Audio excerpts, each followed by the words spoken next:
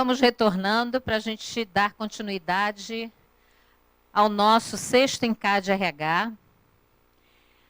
Agora todos alimentados, sorridentes, cuidados.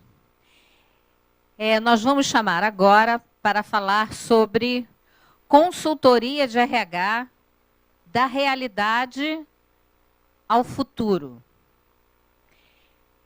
Convidamos para esse painel a administradora Renata Mota, que é também a coordenadora da Comissão Especial de Recursos Humanos e consultora. Convidamos também o administrador Reinaldo Faisal, que é professor e consultor com experiência consolidada em RH. Vocês agora não vão dizer que isso é uma outra maneira de dizer que a pessoa tem muita experiência? Deixa eu passar. Renata vai abrir. Bom, como diz a minha filha, né? Eu sou do século passado. Ela gosta de falar isso. Aliás, eu não sei porquê, falando de filha, eles gostam de avacalhar a gente, né? Eu não sei quem tem filhos assim, adolescente, e a minha gosta muito de fazer isso.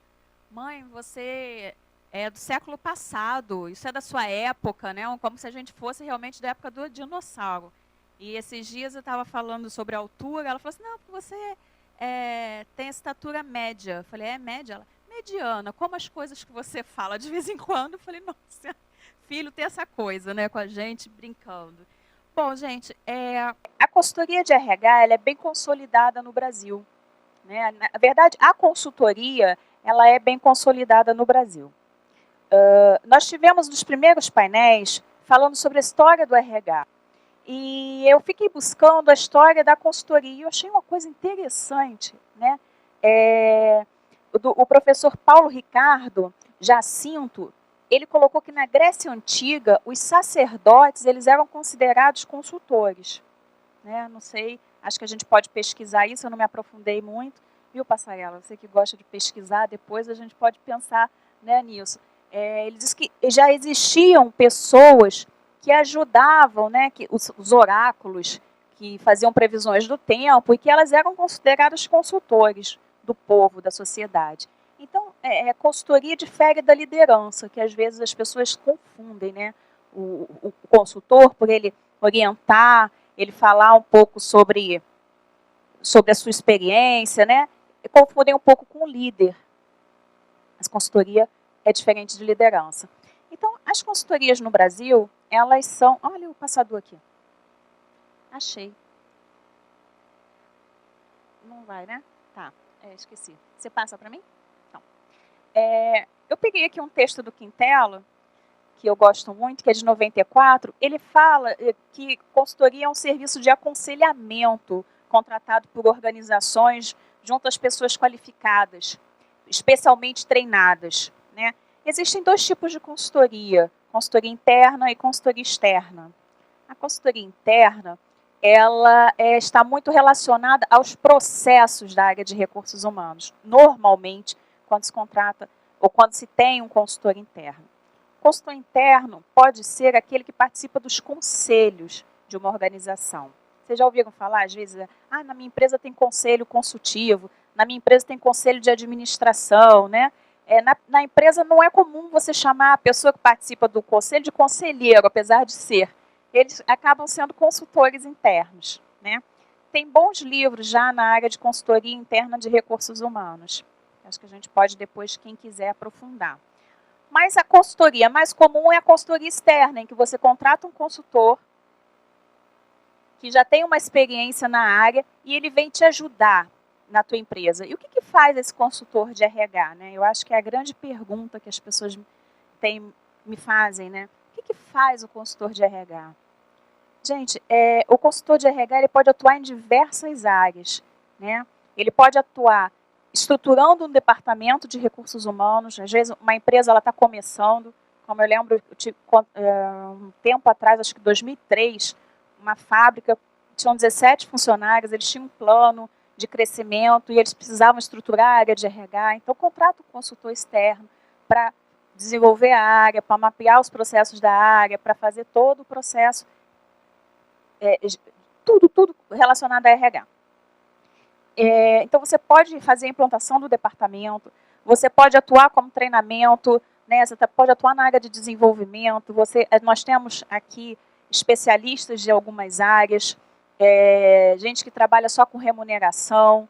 Né? Nós temos o nosso amigo Marcelino, que fala de métricas, né? Especialista em métricas, muito bom, diga-se de passagem. Né?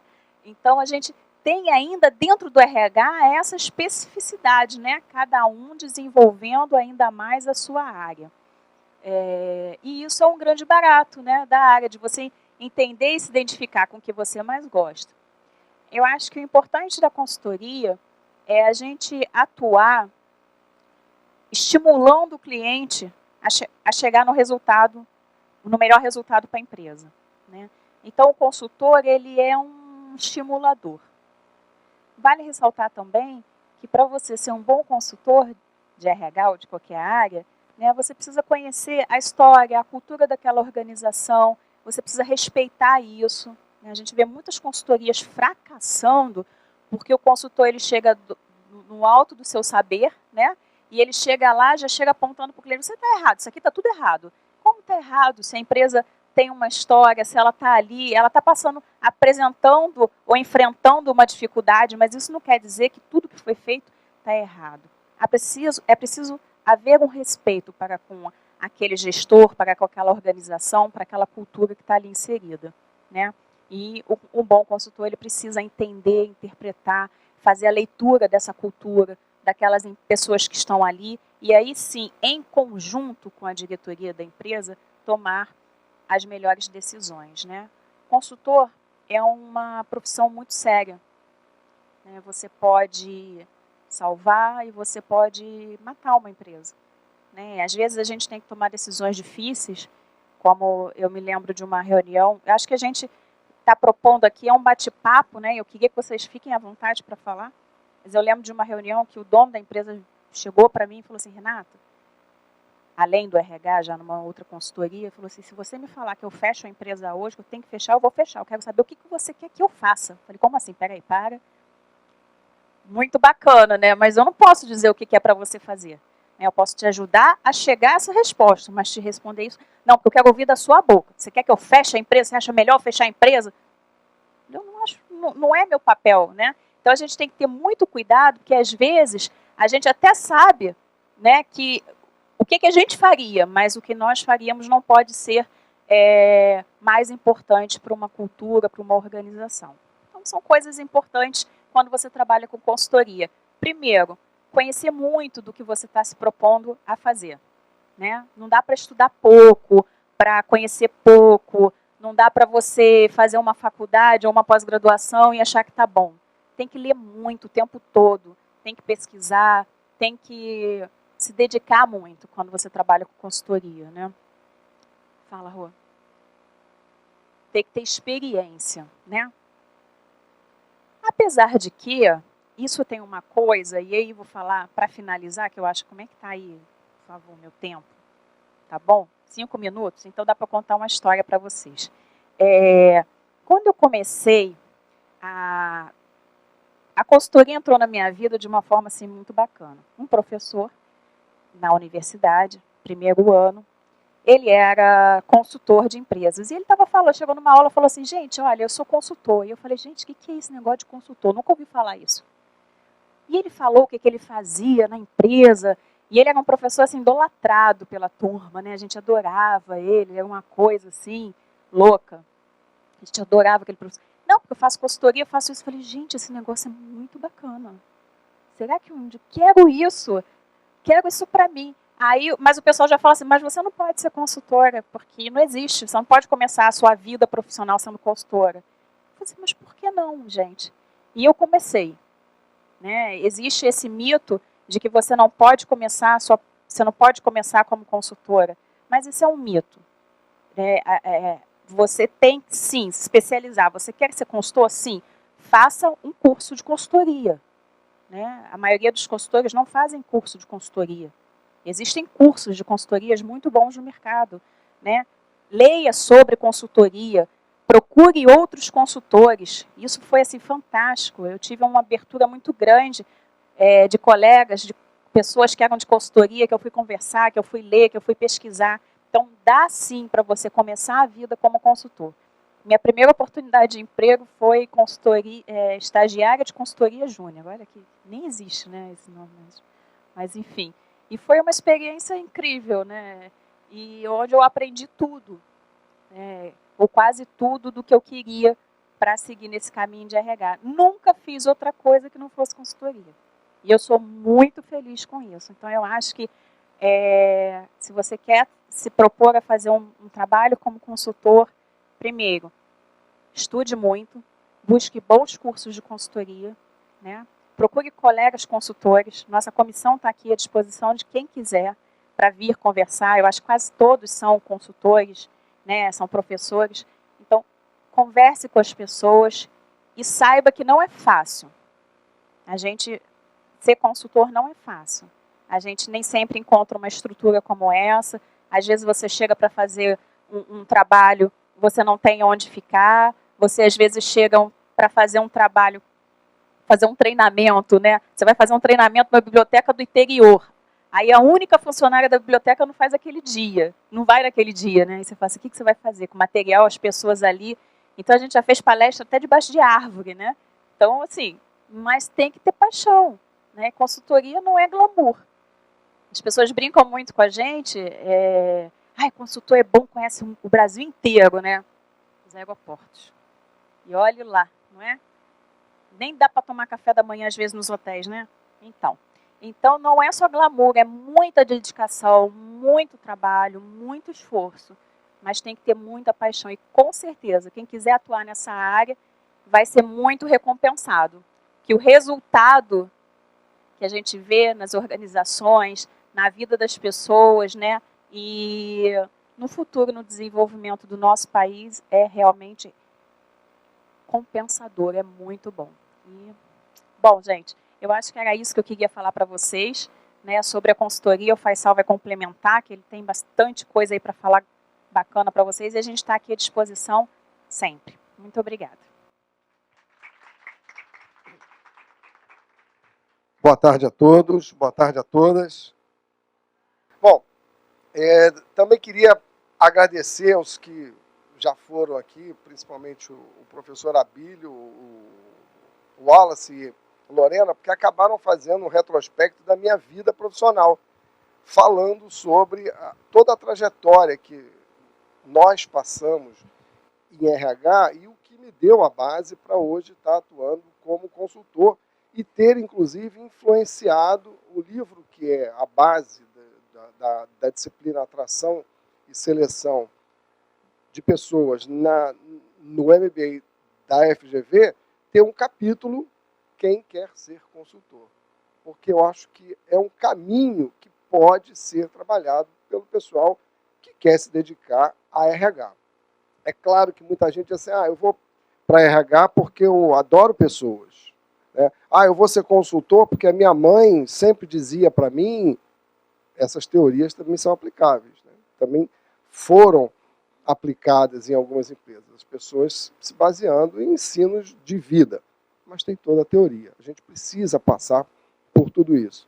O Abílio falou aqui de uma época em que a gente tinha até a responsabilidade, como gestor de RH, de atuar com a segurança e medicina do trabalho.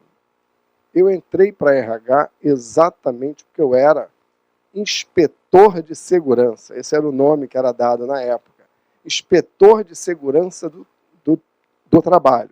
E foi exatamente aí que eu descobri que eu não tinha nada a ver com a engenharia. Que eu estava cursando engenharia para ser engenheiro de segurança. E aí eu comecei a me envolver com treinamento, a cachaça veio, e aí eu disse, largo tudo e vou trabalhar a administração, que é o que tem mais a ver com o que a gente fazia nas organizações, mais do que a própria pedagogia, né? Porque o ensino é uma coisa, o treinamento é outra. E daí eu fui me envolvendo com outras áreas de RH, passei por sufocos, como o Abílio também falou aqui, da época do sindicalismo, acho que eu já falei isso aqui, que eu comecei na mesma época que o Lula, no sindicalismo, né? Tínhamos uma fábrica no ABC e realmente tinha que ir para lá para tratar daqueles conflitos, etc. O meu erro foi continuar estudando, senão eu podia me candidatar a presidente, etc. Continuei estudando, pois é. Mas virei consultor, né? Me tornei um consultor por obra do destino. Depois de trabalhar em várias áreas de RH, em vários cargos, acabei sendo demitido. E aí foi ótimo, porque a empresa viu que me demitiu, mas precisava de mim para fazer o trabalho. E aí é que eu acabei montando uma consultoria, etc.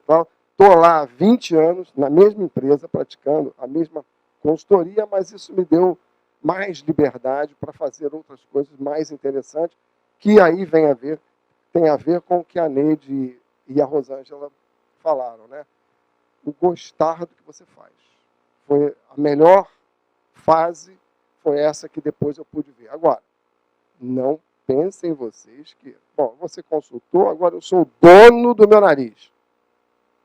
Você é mais empregado do que você pensa.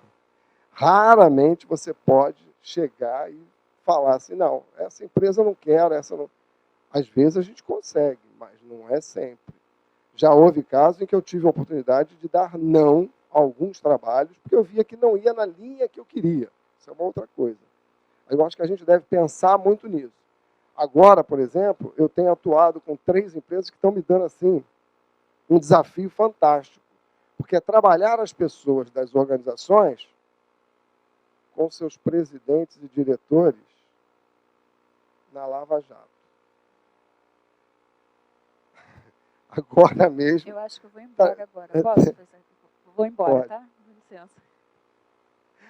Porque acontece. Não, mas tem um projeto nosso que está entre os 3 finalistas do prêmio da ABRH.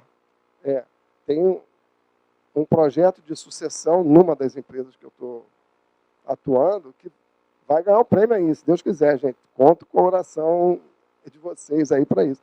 Mas ele vai ganhar. Então, é uma coisa interessante, né? Aí você vê a distância que tem da cúpula. Por isso eu fiz aquela pergunta para a Lorena, o que impede que o ensino evolua, né? Porque às vezes está mais alto o negócio. Tem as resistências naturais e, principalmente no caso aqui das empresas públicas, ainda tem aquela coisa do Estatuto da União, do CGU, do TCU e um monte de U aí para só atrapalhar. Então, isso é um problema sério para eles. Não basta o gestor ser competente, ele também precisa atender a todas as normas, etc. E tal. Você já pensou em contratar o melhor profissional que você queira? Você faz a seleção e escolhe. Né? Não é assim? As empresas podem fazer isso. A estatal não. Como é que é feito? Concurso público. Quem é que entra? Quem sabe mais para fazer o teste. Não necessariamente. Existe muita gente competente. Existe muita gente. Eu tenho convivido bastante com isso. Mas existe gente que faz o concurso e chega lá na hora de ser, como o Wallace falou aqui, eficaz, eficiente, não é. Fica faltando alguma coisa. Bom, ainda tem isso, a questão do menor preço. Aí a gente entra, já que a gente está falando de seleção, que é uma das minhas áreas mais fortes, a gente vem falando muito sobre gestão por competência, né? Seleção por competência, tem isso também. Aí eu fiquei pensando, falei, olha, eu nunca selecionei incompetência. Eu sempre selecionei competência. Por que essa mudança de nome? Isso é uma outra coisa que, para nós, gestores, acontece muito, a mudança de nome. Aí a gente vai para um cliente e ele vem querer, não, é porque eu quero que você troque aqui, mude lá, porque eu estou criando o meu departamento de gente. Não era o zoológico, não. Era uma outra. Lá fazia sentido, mas no zoológico não fazia. Então, são coisas que a gente, como consultor, acaba passando. Agora, o trabalho de consultoria, já que todo mundo foi no passado buscar alguma coisa, eu falei, caramba, também tenho, né? Também tenho. Aí eu lembrei, porque, independente de ideologias religiosas, o primeiro trabalho de consultoria que eu tenho ciência veio da Bíblia. Capítulo Juízes, período Juízes, né, assim que fala. Período Juízes, tem lá uma passagem em que Gideão tinha que recrutar 200 soldados, não era isso? Para tomar Midianita, né? É esse o nome da cidade. Ele tinha que tomar a cidade, só que apareceram 32 mil candidatos. A batalha era no dia seguinte. Imaginou? Exatamente como acontece nas empresas. O cara bota uma vaga para você, para quando é para entrar? Ontem. É assim. Então, aconteceu. E aí Gideão falou, e agora? Sozinho eu não consigo. Então, ele pediu uma consultoria. E, claro, para essa magnitude, só uma consultoria divina podia dar certo. Vamos analisar segundo as teorias de gestão, né? E aí, o que o senhor falou para ele, né? Não estou pregando, não, gente. Estou só contando gestão. O senhor falou para ele o quê? Falou, olha só, faz o seguinte, faz um teste com esse pessoal. Quem tiver com medo, volta para casa. E assim ele fez. Quem tiver medo, volta para casa. E aí, acho que 20 mil voltaram. E ainda tinha muita gente. E aí, bom, precisa reduzir de novo. Aí ele pediu para que as pessoas, aí veio uma prova situacional. Olha só. O Senhor falou para ele, manda o pessoal ir para uma fonte beber água. Quem trouxer a água à boca, você fica com esse. Agora, aquele que se curvar para beber a água, você manda embora. Por quê? Um guerreiro tem que ser valente. Ele não pode se curvar diante do inimigo, diante do objetivo. Não é isso? Então, aí foi uma prova situacional. E aí ele conseguiu lá o número de soldados para poder... Quer dizer, é a primeira que eu me lembro. O Wallace falou aqui sobre o avanço que o Brasil teve, especificamente com a ferrovia. Isso realmente, quando a gente andava nos trilhos, funcionava. A rede forneceu muito material de pesquisa e etc. e tal, em gestão de recursos humanos. Muita coisa. Eles evoluíram muito, trouxeram isso muito, compartilharam muito isso. E eu não sei quando, por isso é que eu queria perguntar a ele aqui depois, quando é que a gente saiu dos trilhos? Porque naquela época, tanto que o primeiro trabalho de seleção organizado no Brasil, que está registrado, foi da Estrada de Ferro Sorocabana, em São Paulo. Então, repara que é o primeiro registro que se tem de um trabalho feito segundo métodos, porque antes era como o Abílio falou, de uma forma empírica, né? Não, olha para o braço do cara, se ele estiver queimado, admite. Não é assim? Olha o dente para ver se sorri e tal. Então, tem essas situações também. Mas aí não, foi feito com critério para que se pudesse chegar. Então, houve o quê? Um trabalho de consultoria que montou toda essa proposta para dar início, né? E aí, nesse ponto, a gente tem a professora Tchaikovsky, como é que é o primeiro nome dela? Que é daqui também, da CRA, que desenvolveu muita coisa depois na Petrobras, um critério científico, uma consultora. Então, sempre que há uma necessidade de um conhecimento mais específico, mais especializado, é preciso que você vá buscar, muitas vezes, uma consultoria externa. Agora, a empresa pode fazer isso, se ela tiver competência para reter os seus talentos, que é a coisa mais difícil hoje em dia. Porque as empresas acabam deixando que as pessoas se demitam, né? Há pouco tempo, eu fazendo uma consultoria num grande escritório de advocacia, perguntei ao dono, né? Eu estava fazendo uma consultoria de comunicação interna, etc. Tal, mas avaliando tudo, cheguei para ele e falei, vem cá, por que você tem 6% de funcionários demitidos aqui dentro da empresa? Ele falou, o que é? Tem um funcionário fantasma? Eu falei, não, se tivesse era melhor, porque eles estão aqui. Ou seja, eram pessoas que já tinham se demitido. Ou seja, não vou fazer mais nada, vou fazer o mínimo que eu quiser, porque já estavam sem adorar a empresa, sem gostar daquilo que fazem, né? Sem compartilhar isso com as demais pessoas. Pelo contrário, compartilhando ao contrário. Porque nada para eles motivava, eles eram a hiena, lembra do Hard? Ó vida, ó céu, ó azar. Né? Eles eram a hiena, tudo para eles era ruim, etc. E o gestor lá não tinha percebido que essas pessoas estavam lá. Isso aí é um outro trabalho de consultoria. Eu até podia estar vendendo isso lá, né? Não foi o caso, não, mas eu achei que estava no meu papel acender a luz, né? Dar aquele toque para ele, para que ele olhasse mais para o seu pessoal como um todo. Porque tinha gente demitida lá. Tinha gente que até tinha talento.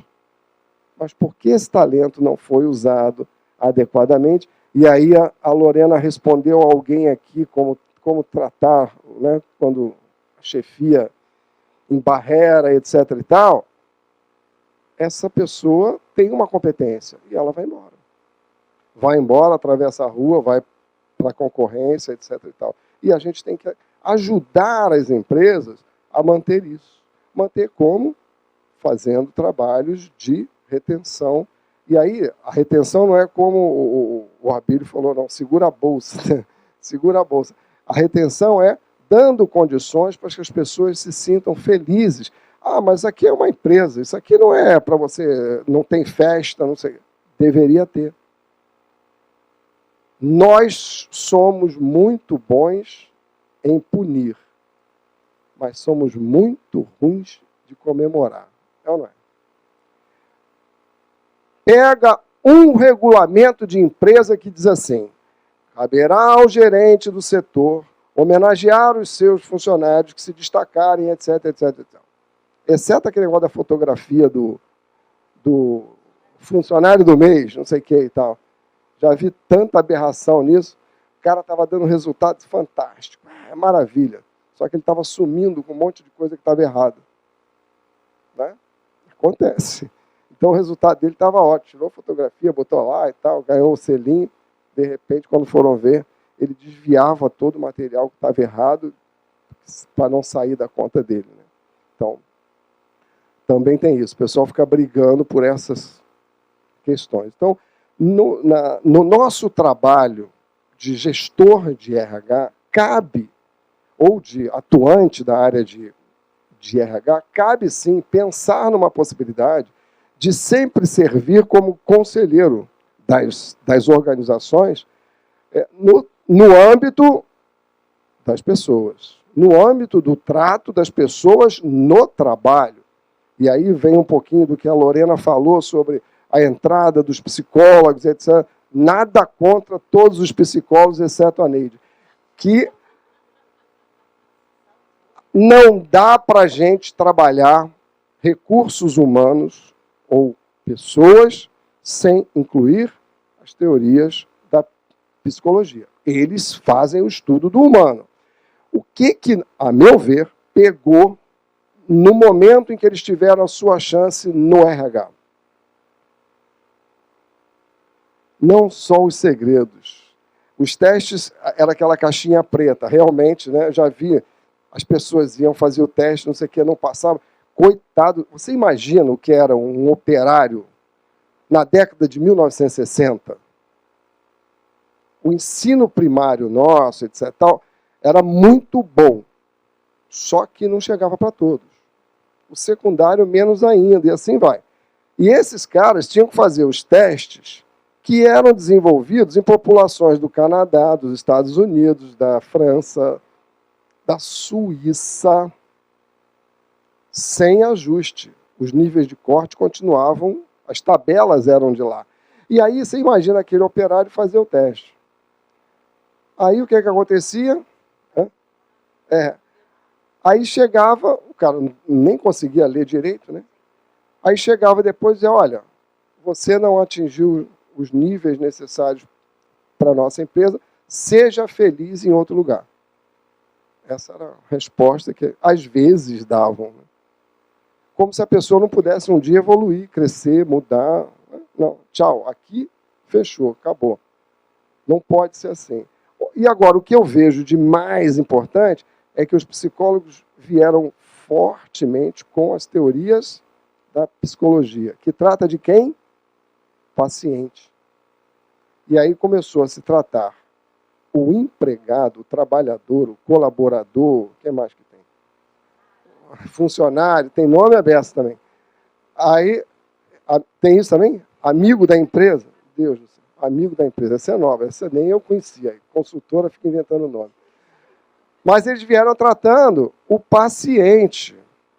As teorias de psicologia eram sensacionais na época, mas eram muito voltadas para aquela coisa da doença. Hoje já não é bem assim. Hoje já está mais trabalhando o mundo em que a gente vive mesmo e uma situação mais ideal da pessoa, incluindo não tanto o mecanicismo, que já foi dito, mas a visão holística dessa pessoa. Todos nós temos as nossas neuroses. O problema é como é que a gente consegue controlar. E a que ponto a gente consegue controlar isso. Então, é importante que a gente tenha a visão de que a experiência ajuda bastante, mas tem que ter teoria. Tem que se especializar, tem que estudar principalmente quem você está querendo ajudar como consultor. Lembrando que o consultor não pode assumir que ele é o dono da verdade. A gente até é, mas não pode dizer isso para os outros. Certo?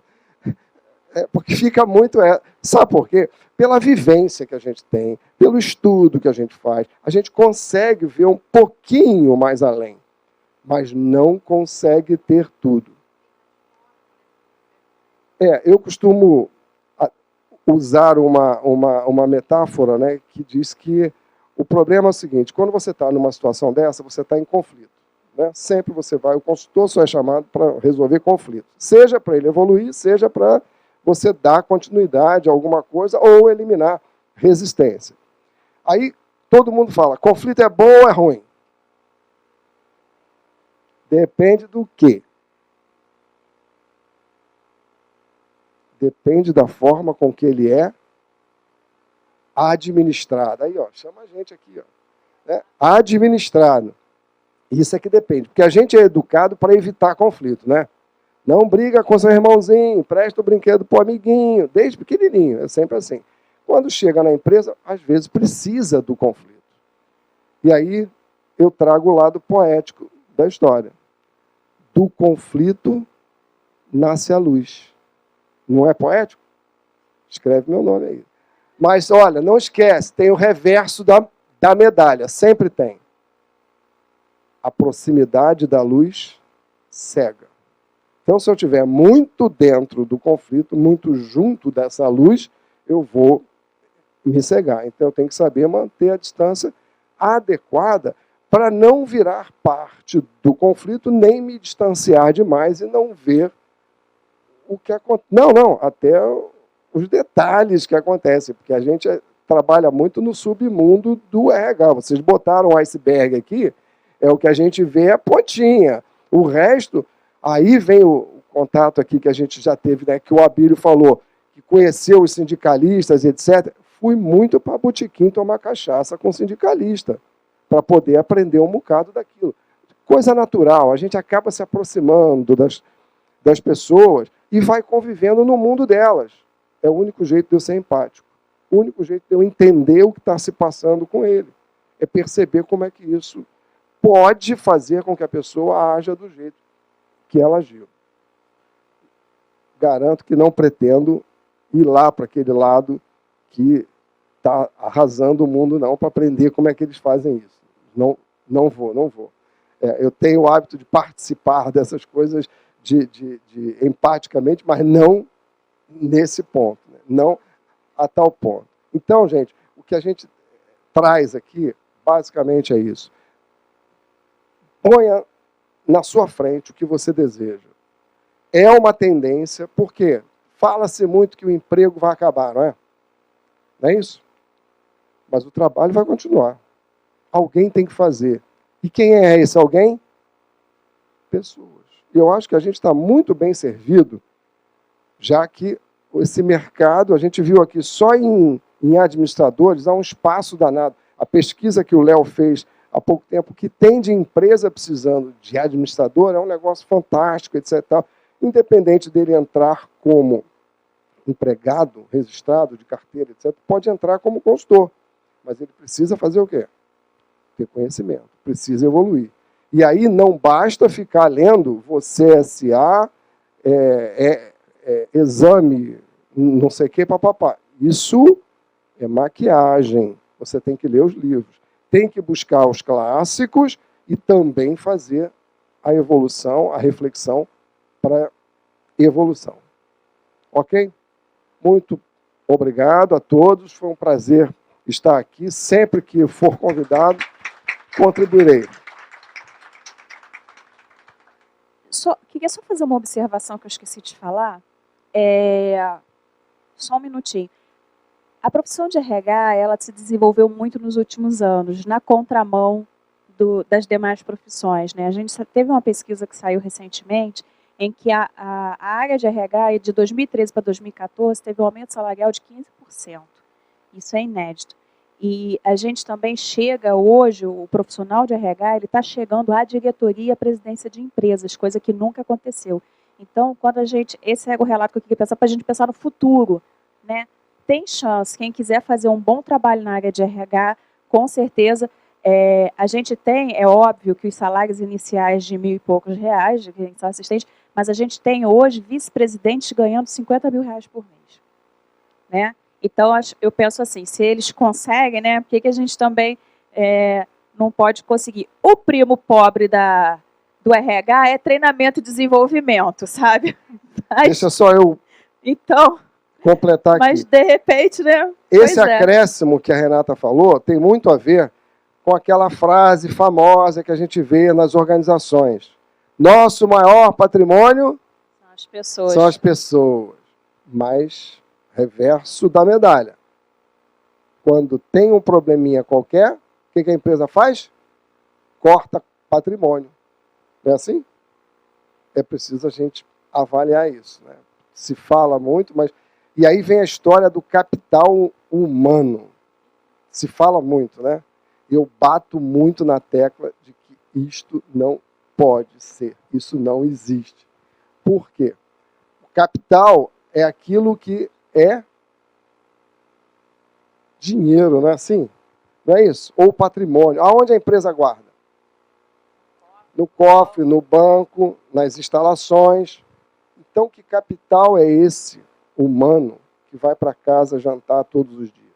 E dorme de vez em quando, né? Passa no barzinho, faz um aporte. É isso? E no dia seguinte ele pode ir para o concorrente, é isso? A empresa aplica capital no concorrente? É assim? Atravessa a rua, vai para o concorrente? Então eu não gosto de chamar o capital de humano. Gosto de chamar do capital intelectual, desde que ele seja absorvido pela organização, fique retido na organização. Senão a empresa vai ficar refém desse capital também. Muito obrigada.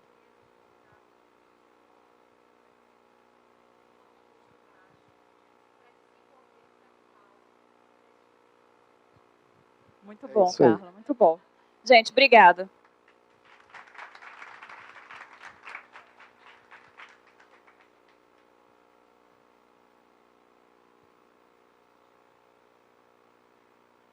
Bom, estamos caminhando já para o final.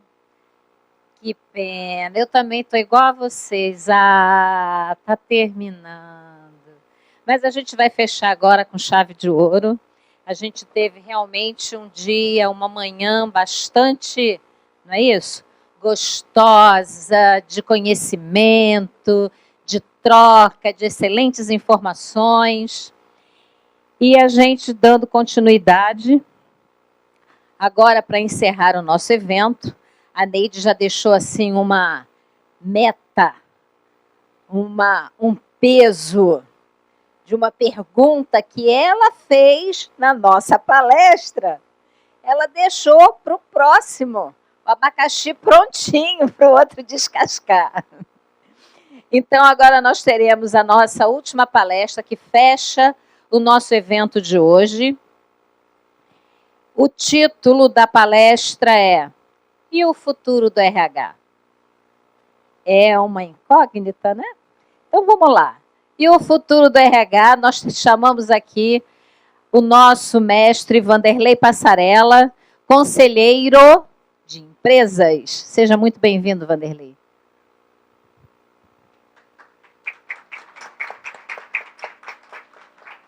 Bom, boa tarde a todos, né? Prazer estar aqui com vocês hoje para concluir esse ciclo de palestras muito rico, né? Como vocês colocaram, e espero que eu possa concluir aí com alguma coisa que vocês também levem, né? Como algo de construtivo. O que eu vou falar aqui nessa meia hora, aqui um pouquinho do resumo, né? Vou fazer um pouco uma apresentação minha, até fazer um contraponto entre consultores, vocês viram, e conselheiro, que ela me anunciou, né, como conselheiro. Eu vou falar um pouquinho, e ainda é bastante desconhecida a atividade de conselheiro, né? Eu digo isso porque acabei de voltar do Congresso de Governança Corporativa em São Paulo, do IBGC, e foram 2 dias muito ricos também, segunda e terça, e até posso passar um pouco para vocês. Depois falar um pouco da nomenclatura, até ouvi o Faisal já falando um pouco, e eu vou na mesma linha, questionar algumas das nomenclaturas, né, de RH. Falar um pouquinho da nova visão de pessoas na empresa.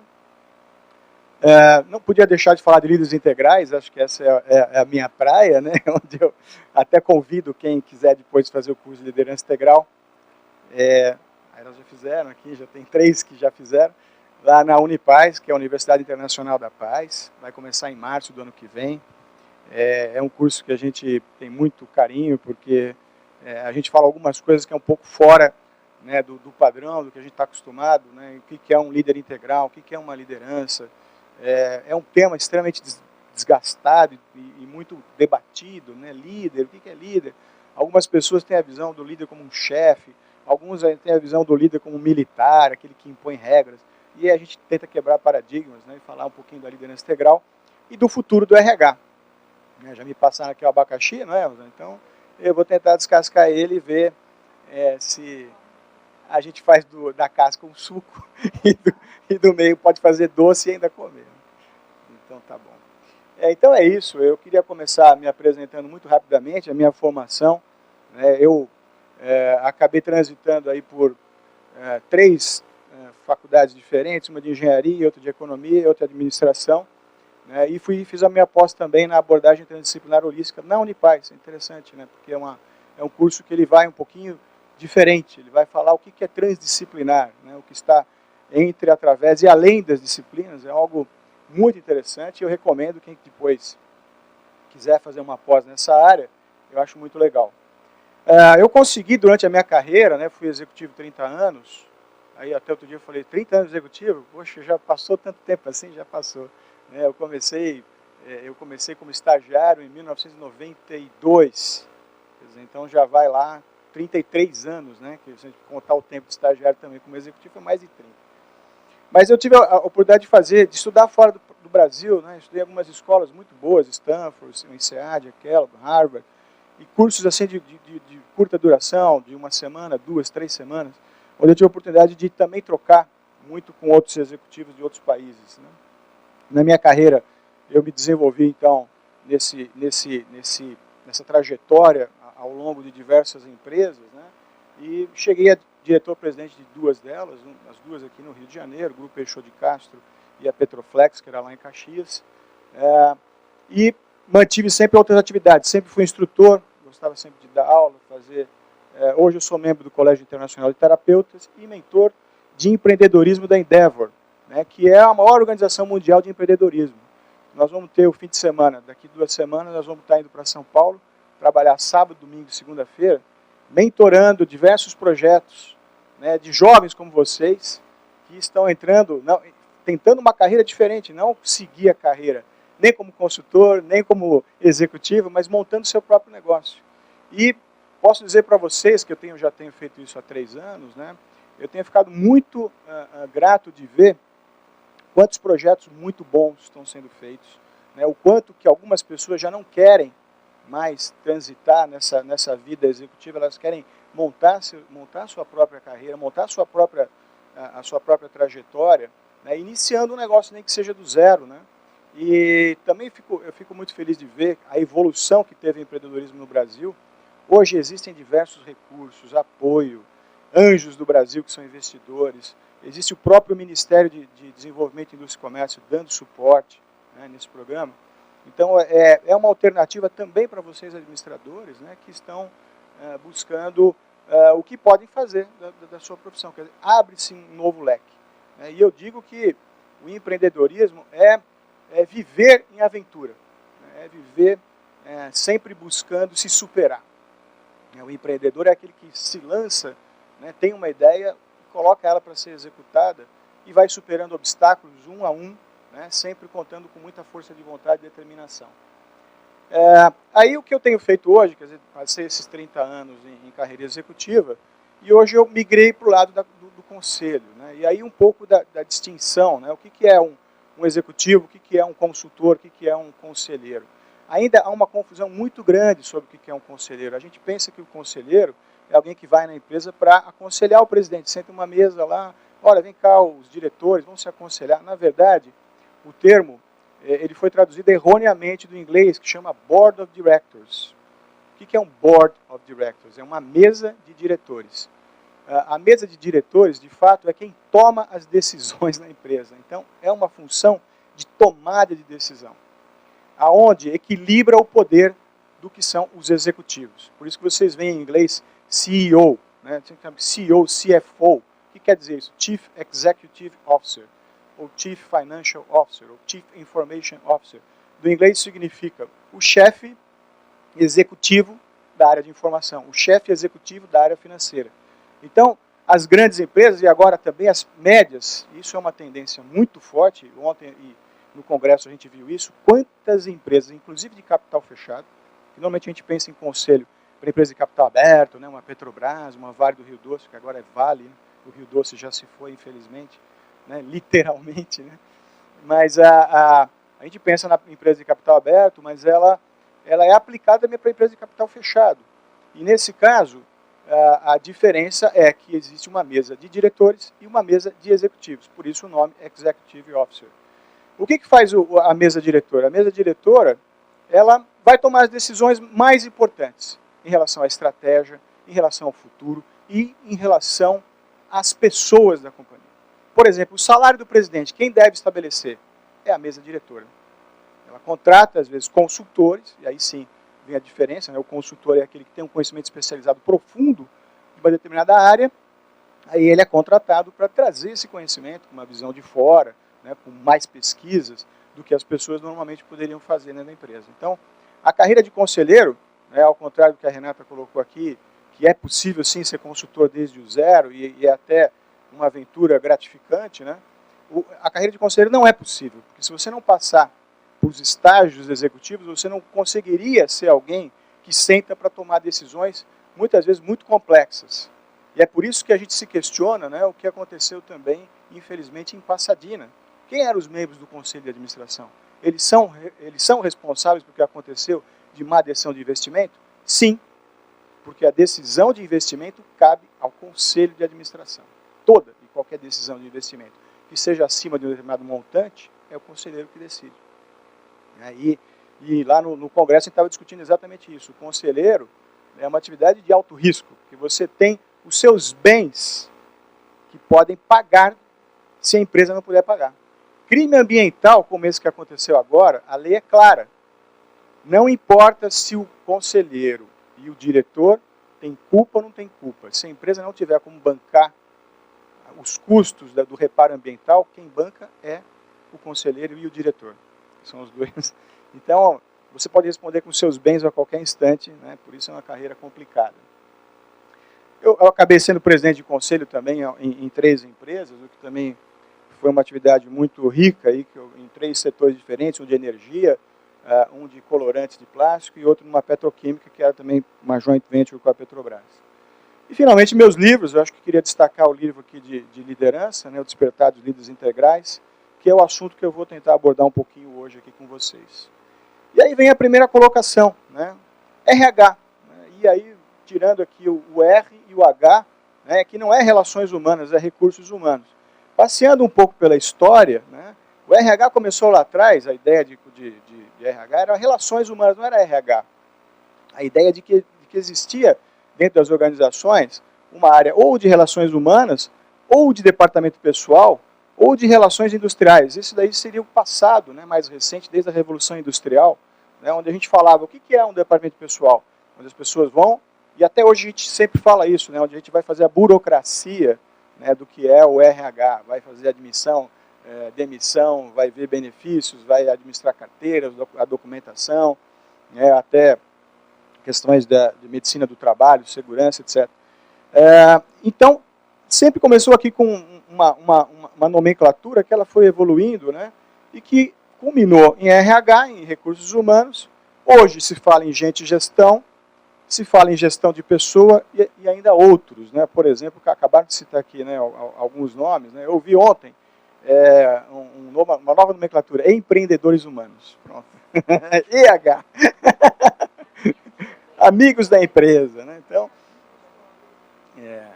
agora o que eu queria ressaltar com toda essa nomenclatura é que importante não é a semântica, mas sim a ideia, o conceito, que eu concordo totalmente com o Faisal, né? A gente falar em capital humano. Capital, né, Faisal, você já explorou, capital é uma coisa tangível, é algo que você... Assim como eu também questiono recurso, né? Eu acho que isso a gente precisaria repensar, né, a própria semântica. Não é importante entender o fundo, mas o que é recurso? É algo também concreto que você lança a mão para produzir algo. Por trás dessa ideia de recurso humano tem todo um histórico, e é isso que eu queria que vocês parassem para pensar um pouquinho, por que a gente tem essa ideia de recurso. É porque, ao longo dessa história de relações humanas, departamento pessoal, a gente sempre pensou no homem, encarou o homem, esse conceito, como instrumental. O homem como algo que a gente lança a mão, como lança a mão de um recurso. E é isso que talvez seja o grande passo que nós vamos ter que fazer para o futuro do RH. Como eu vou colocar aqui, vocês viram, né, Janeide, antecipando um pouco tua colocação, né, as profissões do futuro, nessa pesquisa mostra que 70% das profissões que nós temos hoje não existirão mais daqui a 15 anos. Ou seja, o mundo está num movimento tão grande, tão complexo, que vai desembocar em áreas que nós nem imaginamos quais sejam. Então, de alguma forma, quem lida com pessoas na empresa precisa ter essa abertura, né, e também a capacidade de lidar com, primeiro, diferenças de gerações. Cada um de nós vem de uma formação, tem alguns que são do século passado, né, Renato? Tem alguns que são deste século, tem uns que vão ser ainda nascendo num período completamente diferente, onde a influência da dinâmica digital, né, do mundo digital, do mundo da informática, nós não sabemos onde vai desembocar. Eu tenho um sobrinho, por exemplo, que ele fica de manhã até a noite, né, jogando joguinho de guerra lá na sala dele. Ninguém tira ele só para... Tem que tirar da tomada, a mãe dele briga, né? Até eu fico aconselhando o pai dele e a mãe, poxa, como é que vocês não podem deixar uma coisa dessa acontecer? Porque ele está perdendo a convivência com outras pessoas. Mas ninguém sabe, o pai até achar legal, não, ele vai ser um game designer, né? Esse é um nome bonito, né? Desenvolver jogos. Eu não sei o que vai dar. O que vai dar, eu não sei. Acho que ninguém sabe. O que vai ser dessas pessoas, das crianças que hoje estão... Então, é um mundo completamente diferente. O que nós precisamos parar para pensar é que enquanto a dinâmica da indústria era algo repetitivo, mecanicista, pautado por determinadas relações repetíveis, daqui para frente vai ser absolutamente diferente. Né? Por quê? Porque é imprevisível o que vem pela frente. Então, lidar com pessoas é aprender as diferenças, é aprender o que as pessoas são capazes, cada uma, de contribuir, alinhar essas pessoas, porque não adianta também ter as melhores cabeças, os melhores gênios na empresa, e cada um ir para o lado. Alinhamento e a formação de time, tudo isso são os requerimentos que a gente vê para essa administração de pessoas no futuro. Só alinhando um pouquinho, fazendo propaganda aqui do meu próximo livro, vai sair, né, agora em março do ano que vem, esse livro Ômega, a dinâmica da reinvenção da empresa do século XXI. E tem muito a ver, né, com essa questão que nós estamos falando agora do futuro do RH, até porque ômega, não sei se vocês sabem, no alfabeto grego, é a última palavra, enquanto alfa é a primeira. Então, alfa tem uma conotação de início, né, de ponto de partida. E ômega tem uma conotação de ponto de chegada, de destino. Quer dizer, então, a gente tenta questionar nesse livro qual é o destino dessas empresas ao longo desse século XXI. Por isso a palavra ômega, né? E esse livro, ele começa exatamente em 4 capítulos iniciais, tentando quebrar paradigmas. Quem é o homem? É feito em coautoria com o Paulo Monteiro, que já esteve aqui, né? O Paulo é um filósofo organizacional, e ele questiona profundamente como é essa visão de homem que nós temos hoje na empresa. Quem somos nós, afinal? Somos o quê? Seres racionais, seres irracionais, mais instinto, intuição? De onde vem a nossa base? Por que dentro da empresa a gente ainda é visto como instrumental? Então a gente parte a questionar quem é o homem, o que é o conhecimento, como é que vem essa questão do conhecimento evoluindo. Afinal, o nosso conhecimento chegou a um limite, chegou a uma capacidade extrema, onde o homem já conhece tudo. A gente questiona como é que é o conhecimento, o trabalho, afinal de contas, como nasceu o trabalho, como se desenvolveu, e o dinheiro.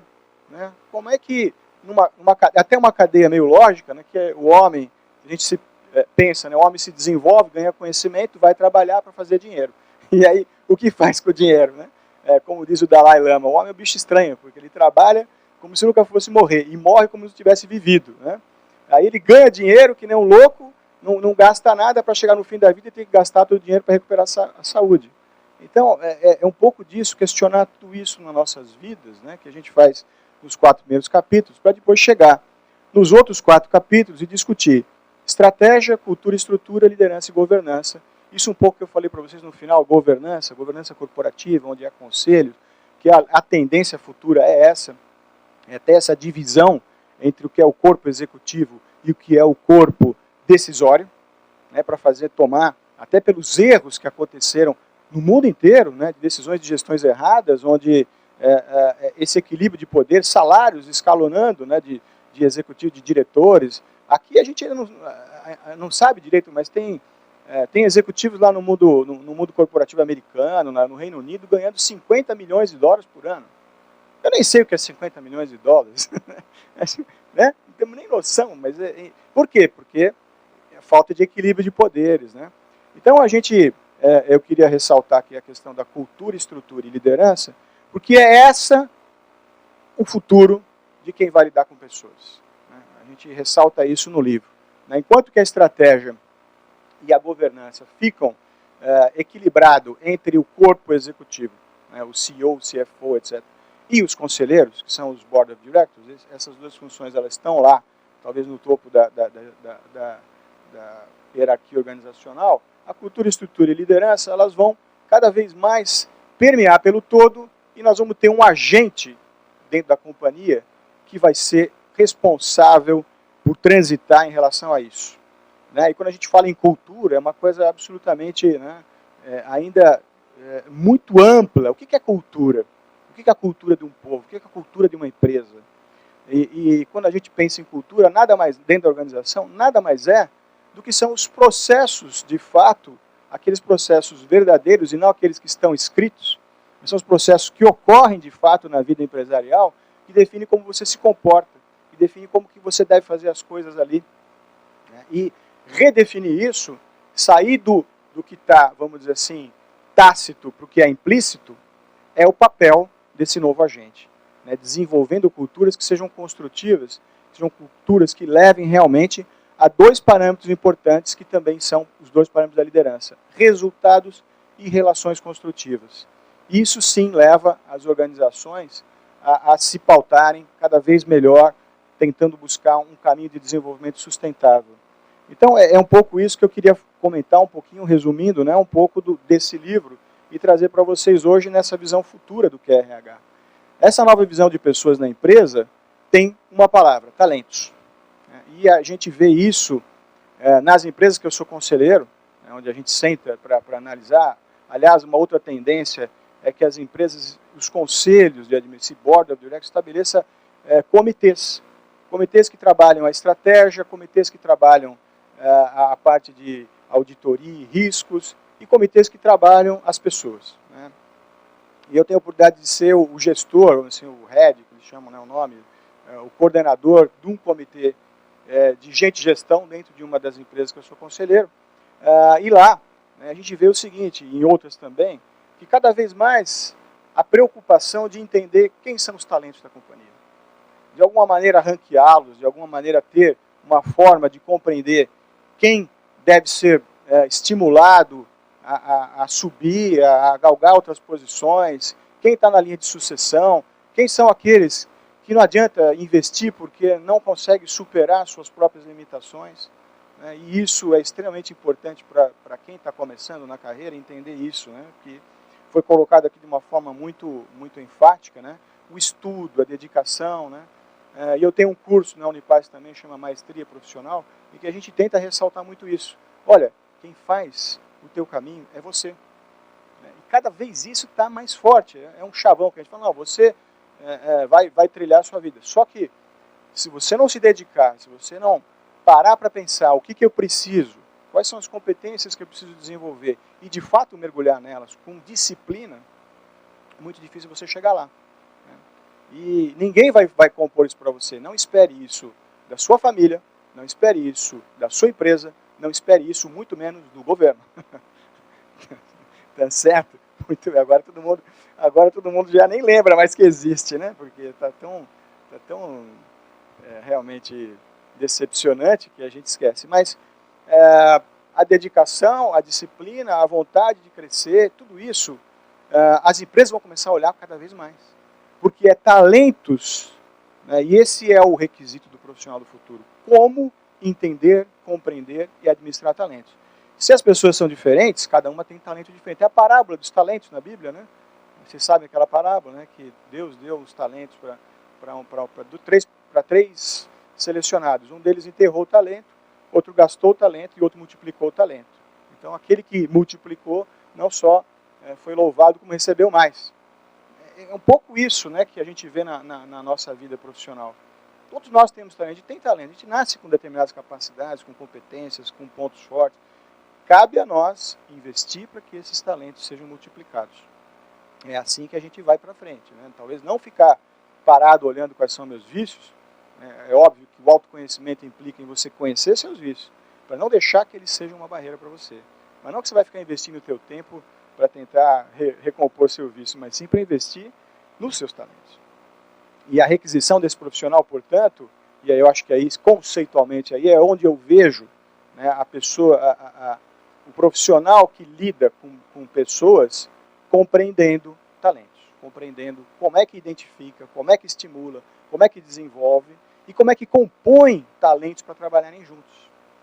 Isso é mais importante de tudo. Como é que a gente forma, né, um grupo de talentos que sabem, né, conseguir resultados, que sabem fazer com que as coisas aconteçam, que não entrem em guerra de egos, né, porque a guerra de egos é extremamente prejudicial, e todos nós temos nossos egos, todos nós temos nossas vaidades, nossas questões, né? Como é que a gente lida isso? Essa é a demanda que eu vejo para o profissional do futuro. Então, isso leva, né, pensar no talento, leva a um triunvirato. Eu chamo aí um triunvirato porque são três coisas. Leva um triunvirato para a futura gestão de pessoas, né, dando esse nome, talvez, de gestão de pessoas. Primeiro, como já falei, os talentos, que derivam, então, para, primeiro, líderes. E, segundo, para a cultura, como eu já falei. Então, talentos, líderes e cultura são o triunvirato que eu vejo aí para o profissional de RH, que vai administrar funções que hoje não existem. Nós vamos começar numa empresa hoje, quem ficar 15 anos numa empresa vai ver essa empresa desenvolvendo cargos, funções. Né? Por isso que eu sempre falei isso e agora está em voga. Né? Não contratem alguém para colocar naquele quadrado. Não falem, eu preciso de alguém para encaixar naquela função. Contratem o melhor profissional possível, você identifique talento, você identifique competência e dê uma função para ele. parece uma coisa revolucionária ou até fora do... Mas foi assim que eu procedi na minha vida executiva. Claro que a gente, talvez seja exagero falar, não, eu preciso de alguém que seja um inspetor de turbina. Então tem alguém que tem que conhecer turbina, né, que vai ser admitido porque tem esse conhecimento específico. Mas ao longo da carreira, ao longo dos passos, a gente vai cada vez mais tentar identificar pessoas que tenham qualificações e nós vamos explorar essas qualificações. Porque cada vez mais também as empresas são mais fluidas. Elas não têm essa linha tão determinada do que ela faz hoje e o que ela fará amanhã, como era, por exemplo, a siderúrgica no passado. Qual era a maior empresa americana há 60 anos atrás? A United States Steel, que hoje quase não existe, porque siderúrgica não é um negócio. Quem é as empresas hoje? É a Microsoft, é a Apple, é a Airbnb, é a Uber, empresas que há 5 anos atrás não existiam, que não têm ativos fixos. A Uber não tem nada, a Airbnb também não tem nada, a que lida com livros também, esqueci, a Amazon, também tem lá só um estoque, mas não tem esses grandes ativos, como tinha a United States Steel, grandes equipamentos, etc. Então, essa linha de tendência de cada vez estar mais fluido nos ativos, né, do ativo efetivamente concreto, vai levar também uma linha de fluidez para o que são as pessoas. E o que vai ser o ponto de encontro disso? O talento, a capacidade de se adaptar, a capacidade de trabalhar em conjunto, a capacidade de absorver novos conhecimentos. Se então o conhecimento era uma ferramenta competitiva há 50 anos atrás, hoje é simplesmente impensável, porque conhecimento eu adquiro na internet. Hoje, o que seria de nós sem o Google hoje? Todo mundo sabe, até médico, mas a gente não vai mais, o que é um erro, mas a gente vai lá, estou com uma doença tal, o que eu faço? Já tem lá um monte de... É um erro, mas de qualquer forma tem lá as informações. É um perigo. Mas enfim, aqui está o que eu vejo o triunvirato do futuro, talentos, líderes e cultura. Só para dar uma cancha aqui que seriam esses líderes e como lidar, porque isso também é uma diferença crucial. O que são líderes afinal? Primeiro, nesse novo paradigma, são pessoas que lideram suas próprias vidas. Talvez essa definição de empreendedores humanos venha muito nessa linha. O que é empreendedor? Aquele que lidera a sua própria vida, ele vai para frente, ele faz, ele acontece. Olha para si, conhece suas competências, se desenvolve, procura se superar, aprende com os erros, conversa com outros, é aberto, é receptivo, compreende o mundo, olha o contexto em que ele está inserido. Quer dizer, há uma multiplicidade de coisas que vão enriquecendo e que precisa essa capacidade nossa de se superar constantemente para poder liderar a nossa própria vida. Então é quase que um empreendedor. O que é esse líder nesse novo contexto? São aqueles que transformam construtivamente o ambiente. São aqueles que são capazes de transformar, de tirar a empresa do seu marasmo e fazer com que ela se volte para uma outra coisa. Talvez o que essa figura, que eu até peguei agora recentemente recebi, ela ilustra um pouquinho o que hoje é um pouco do paradigma. Antes o chefe era que ele ficava em cima dizendo, vamos para lá, vamos fazer assim. Hoje o líder é visto como alguém que está lá junto, mas que ainda está indicando, olha, vamos para lá, mas ele está junto fazendo esforço, está junto batalhando pelas coisas. Talvez o que eu vejo como esse líder do futuro, como essa visão de liderança integral também que eu quero trazer, é alguém que catalisa junto e não apenas indica. Aqui talvez aquela figura lá onde ele está lá indicando, no futuro já não vai mais existir, porque o que é a liderança? Senão um processo de catálise da visão de todos. Se nós somos diferentes e nós temos talentos, cada um vai ser capaz de ver um lado da questão. Então o grande líder é aquele que entende isso, que de alguma forma ganhou experiência ou ganhou uma capacitação de compreender e transforma todos eles que estão juntos em líderes também, para juntos definirem destino e assim por diante.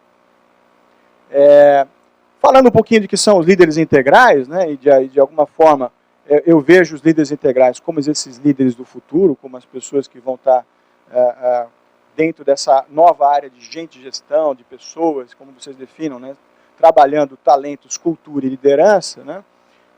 Líderes integrais são aqueles que conseguem resultados e relações.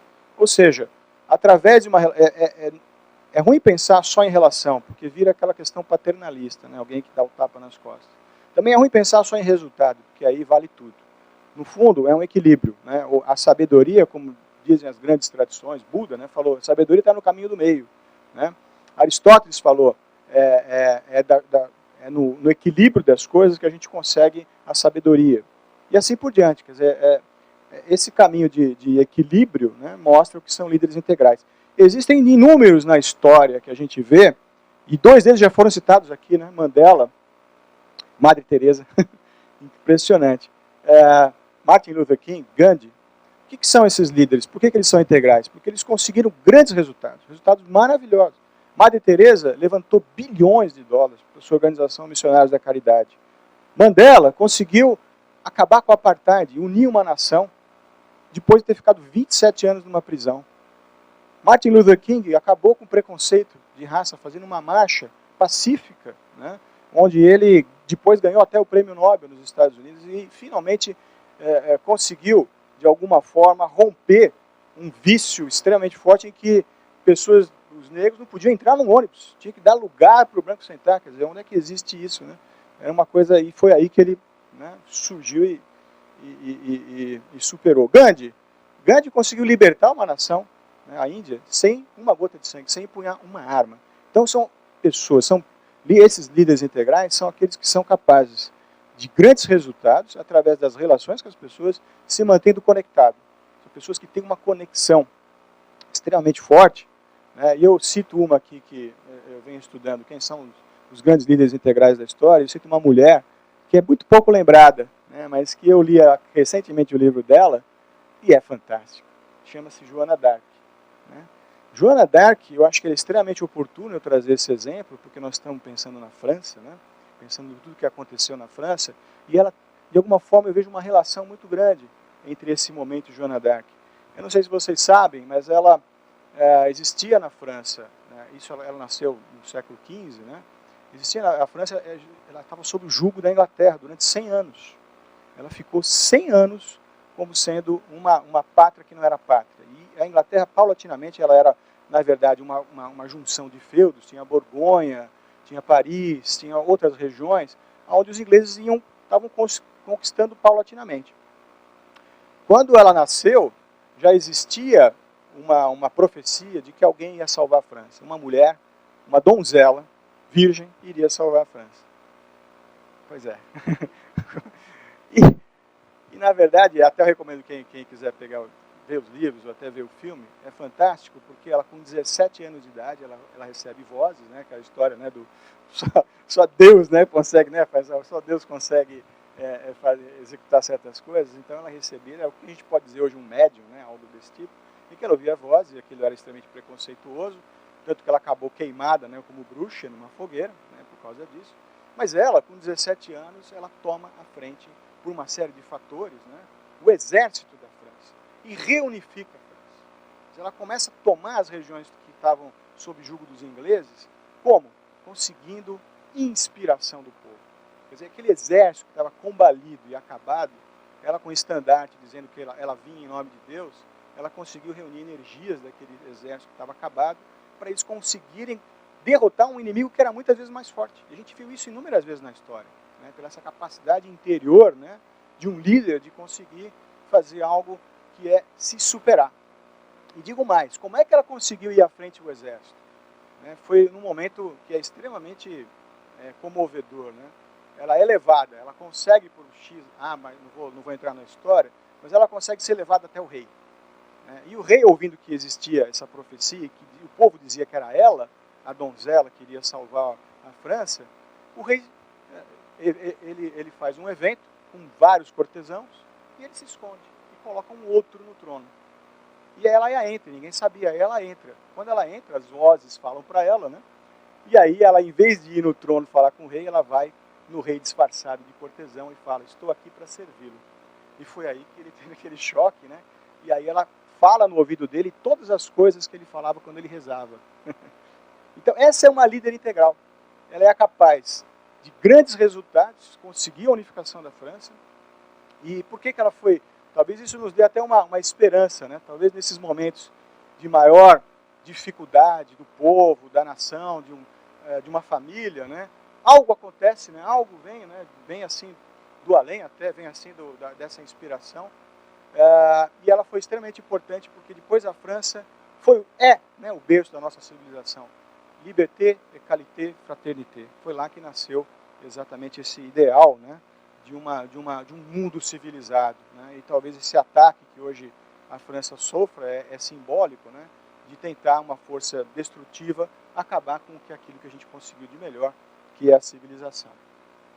Bom, e o futuro do RH, então, meu último slide, né, então, esse gestor de pessoas como um agente interno de desenvolvimento, que desenvolve a cultura, né, ele desenvolve não só a cultura, mas a liderança, né, essa capacidade da empresa se superar, de ter um grupo que age conjuntamente para conseguir resultados acima da média, e, finalmente, aquele que é capaz de compreender os talentos, né, sejam quais forem os requisitos das profissões do futuro, quais sejam, né, as demandas da empresa que ela vai ter no seu caminho futuro, esse profissional, né, e a gente vê que tem muita responsabilidade aqui em cima, né? Compreender a cultura, quer dizer, quais são os processos tácitos e implícitos da empresa, compreender como é que a gente forma líderes para atuarem conjuntamente e se autoliderarem, né? E, finalmente, como que a gente administra esses talentos, contrata, promove e, enfim, gerencia, né, a carreira desses talentos. Muito obrigado, né? Era isso que eu queria falar para vocês.